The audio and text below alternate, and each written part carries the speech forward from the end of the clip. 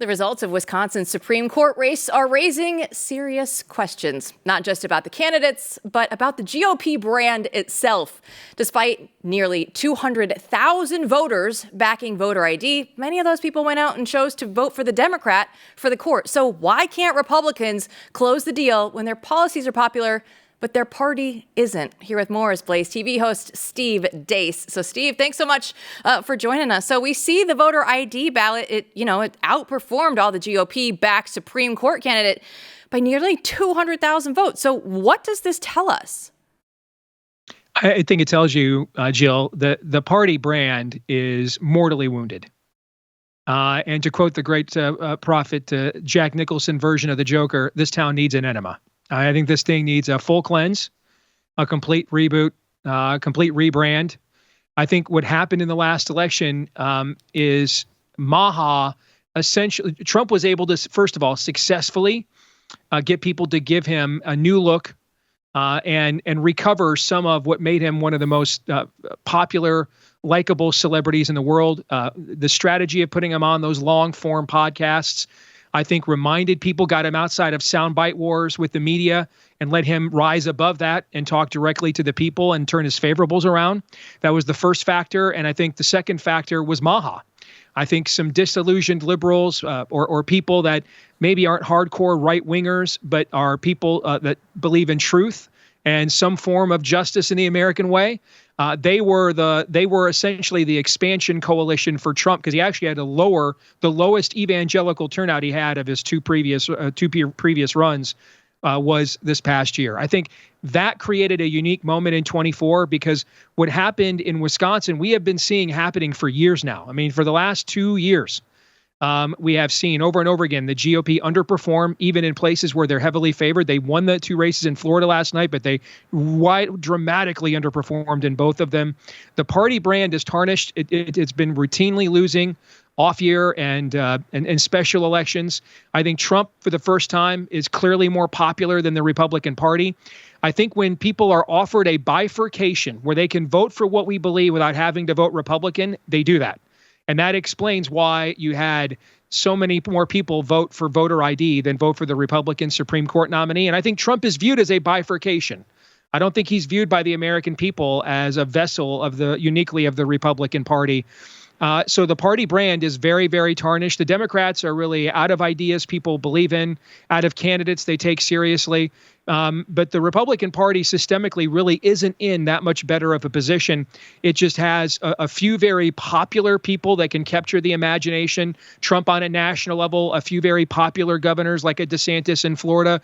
But beyond that, it systemically has many of the same problems, just a different variety of the Democratic Party.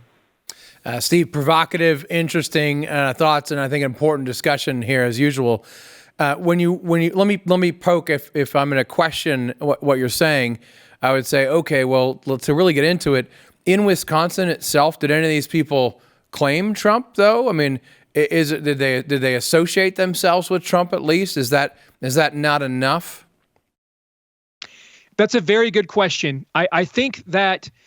I think you can't wear Trump as a skin suit, Matt. I think that if you are like Lindsey Graham or John Cornyn in you guys' state, because of the demographics of the state that pre-exist Trump, that are heavily oriented towards Republicans, they can put Trump on as a skin suit, get a 3 a.m.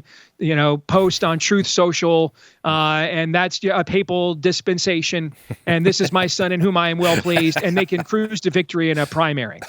But I think when we get to swing states, I think that you have got to represent some form of bifurcation. You have got to the cultural upheaval we want to see happens when people don't have to vote Republican. Like they don't go to the Snow White movie. Instead, they go to an R-rated Jason Statham, God bless him, populist retribution porn film instead. Okay. That stuff happens when people get to act organically or apart from the two-party system. Maybe what we would call on networks like ours, the uniparty, Matt. And so I think what's really challenging here is how do you brand yourself as not part of the uniparty in these swing states, but be taken seriously at the exact same time? Because otherwise you end up in a no man's land. And I know this is going to sound nuts, but in some respects you might be better off running like a Nikki Haley candidate, because at least there's some suburban base for her milquetoast. If you try to apply the Trump skin suit to yourself, but it's not really who you are, you kind of get the worst of both worlds. You do not get an energized Trump base. They spot you for a phony. But then the other side, you have completely max lit, their fervor against you because you're adopting the MAGA brand. And so ultimately, we can't outrun our worldview. Worldview is destiny. The people of America are clearly making it known on multiple sectors right now, from NBA TV ratings to what's happening at the box office to what happened in the last election. They want a massive paradigm shift. If you are not willing to offer that, and it does not matter if you're Republican or Democrat, if you're not willing to offer that, they will reject you. I love the Lindsey Graham references, so thanks for dropping that. I want to look at, because we know they just voted yesterday, April 1st. If that's where we are, if these are the outcomes that we're getting right now, and they aren't doing anything yet on Capitol Hill, right? Our show is called The Mandate. What have they done? They've passed a continuing resolution, Steve. That's what they've done so far for Trump and the mandate. And when we had Mark Meadows, Trump's former chief of staff, on, he's like, they have a honeymoon period through about May, and then things are really going to start getting gridlocked there on Capitol Hill. So if things aren't going to get done on Capitol Hill, Trump can go out there and say, promises made, promises kept.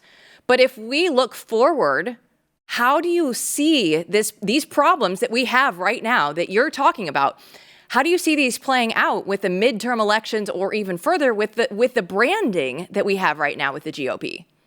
Only the Republican Party could concoct a meltdown in full view of the public based on one side says, I don't want to have to go to work, and the other side says, well, of course, we're not going to have any respect for new moms and new dads whatsoever. A loser argument on both sides. And yet that's exactly what took place yesterday. It's a little bit like saying, hey, we figured everything else out on how to coach our football team, but we can't snap the ball into play. All right. I mean, the Republican Party on Capitol Hill, to call it a joke would be an insult to jokes. The leadership there, I don't care how much he tries strutting out, at UFC fights with the Trump entourage. It's just a limp-wristed beta male, fake evangelical speaker over and over again who cannot lead anybody anything. They don't have a unified vision at all. We did this continuing resolution, we were told, so that we can just get this fake budget fight out of the way and focus on the real issues of codifying Trump's agenda. So, okay, fine, we'll eat the crab sandwich. They did that, and then they didn't do anything after that. So we got the worst of both worlds again. There's a common theme there, as you can see. I hate saying this, man, and I would imagine right now if anybody at the Trump White House is watching what I'm about to say, rolling their eyes and saying, listen, man, we're not superheroes. I know it's not fair, okay? But here is the truth of the situation we are in. Nothing good will happen unless Trump and his administration does it. Trump has been very hesitant to use a lot of political capital on internecine fights within the Republican Party. Very hesitant. He has tried to bypass them, give their endorsements to Lindsey Graham as long as you back me against Zelensky and some of these Faustian bargains. But we're getting to the point. Everything just articulated is, I'm not sure who's going to stillborn Trump's term more or first, the judicial branch or the legislative one. Trump is going to have to pick one of these two branches. I wrote about the courts last week here at the Blaze. I mean, you're talking about the Congress right now. You can't fight a two-front war in politics. So I wouldn't try doing both of them. But he's going to have to pick one of these two branches, and he's going to have to interpose a historic amount of his own political capital on getting one of them to move, either in going Abraham Lincoln directly at the courts and saying, I'm not going to enforce edicts that clearly violate your constitutional mandate. If you don't like it, we'll take our case to the people and let them decide in the next couple of election cycles. Or he's going to have to do that when it comes to the Republican Congress. And we could probably get 10 really smart people, the entire staff here at the Blaze, together in a room and say, hey, which one of these two branches would you urge the Trump administration to focus on the most? And we'd probably come up with a split decision and both be wrong and right. That's how dysfunctional and opposition and anathema the whole process is. But we are reaching, Mark Meadows is correct, we are reaching the limits of this honeymoon period of what Trump can do unilaterally. At some point, you need a bureaucracy that will actually fulfill these edicts, and that keeps getting stymied by the courts. And then at some point, we need to codify this stuff into law so it doesn't go away 5 seconds after the next Democrat Democrat president takes over. That involves the Congress. So they're going to have to pick one of these branches, and they're going to have to try to exert an extraordinary, unprecedented amount of political capital on either opposing them or getting them to move. I don't see another way out of this. Well, now, to be fair, Steve, if we just zoom out, right, at the situation, this was sort of inevitable, given that Trump was always a rejection of the Republican Party by Republican voters initially, and now I think a kind of realigned coalition that wants something new and something different. So I've always thought, do you keep the party logo? Do you? It's hard to create anything new, as we know. I mean, you have position, you have branding, right? We're going to be the Washington Commanders. It's going to happen. Yeah, the Generals. Do you keep the pre-Jayton Daniels Washington Commanders? Exactly. You mean? Yes, the Daniel Snyder ones. Yes. So the interesting thing is, it does feel to me like this was a kind of realigning election. I do think that there's a great chance that that's actually true. You do have a kind of 55-60% realigned majority that will only probably harden and solidify as time goes on. You see this happening on some of these issues, right? Deportation is still popular. It's probably more popular than it's ever been. But so there's the potential is there. So in a way, it always had to be this way, right? Because the Republicans needed their reboot and to be remade. And I agree with you. I think that there are people in the administration who realize this, but they're going to have to put pressure on Congress, just like they did there in the confirmation. And the good news is that what we saw in confirmation was true. Someone like Lindsey Graham will put on whatever skin suit you tell him if it keeps him in power, and doing whatever he likes to do in his free time. So that's all they want, really. So when it comes to the reboot, though, don't you think that the future is actually in the smart people who are there, like the J.D. Vances, some of the Maha, and some of the tech guys, hopefully laying out something new that they can articulate in interesting ways moving forward that brings people together. And so here's what I think is going to happen. I think that when you say, these fights are going to happen within the Republican Party now, oh yeah, that's going to increase. So the next 2 years, everyone's going to fight each other because they're all going to fight about what the definition of this new thing is, as the hollowed out, desiccated Republican Party sort of lays there as a carcass, right? And births hopefully something big and beautiful. And so we have to be involved in that fight. And I do think there are some people like the Vances who, they'll appeal to the normies of the future. They're kind of laying that out there. But it's all going to be like births from really the White House battles of the next few years. Does that make sense? It makes a lot of sense. I think you're exactly correct. But I think you actually may have convinced me that even more than I was before going into this conversation, that ultimately the political capital has to be spent on the courts. And here's why. Because you're in a situation, so your MAGA Maha coalition delivers for you on Election Day.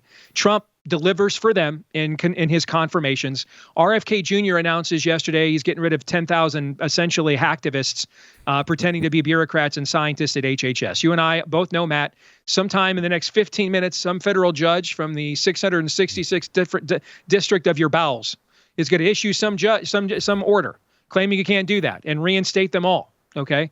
And the problem you're going to have is the Maha people do not have like some long standing understanding of the rules of engagement. They're not used to surrender now before it's too late, right? Like, for example, last week when you had some of these Trump influencers online, propping up Coke Zero, who never called me, by the way, or Stu. We're both deeply insulted. We'd have done it for a lot cheaper than whatever you're paying those guys for. We're ambassadors for it. All right. But the way Maha influencers turned on the MAGA influencers over the soda stuff, okay, that's an indication of these people aren't here for some like 30, 40-year access-based political process of how I make sure I get my appointment this time and my guy gets the job next time and I get the show on the network the next time. They're trying to change a country.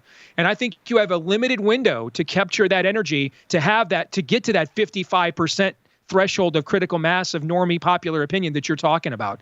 And I think you need to deliver for those folks. And if we continue to let the courts, every time one of their people steps in and does something, just continue to say, nope, you can't do that. Nope, you can't do that. Nope, you can't do that. Nope, you can't do that. I think we risk alienating those people out of our coalition. I think we have a moment right now. We've got to deliver for them. in a big way. And if we do, I think they could become a permanent part of our coalition to create the cultural majority that you're talking about. But I think it's the courts that ultimately stand in the way of that uniquely. They are operating essentially as a judicial coup against the Trump administration.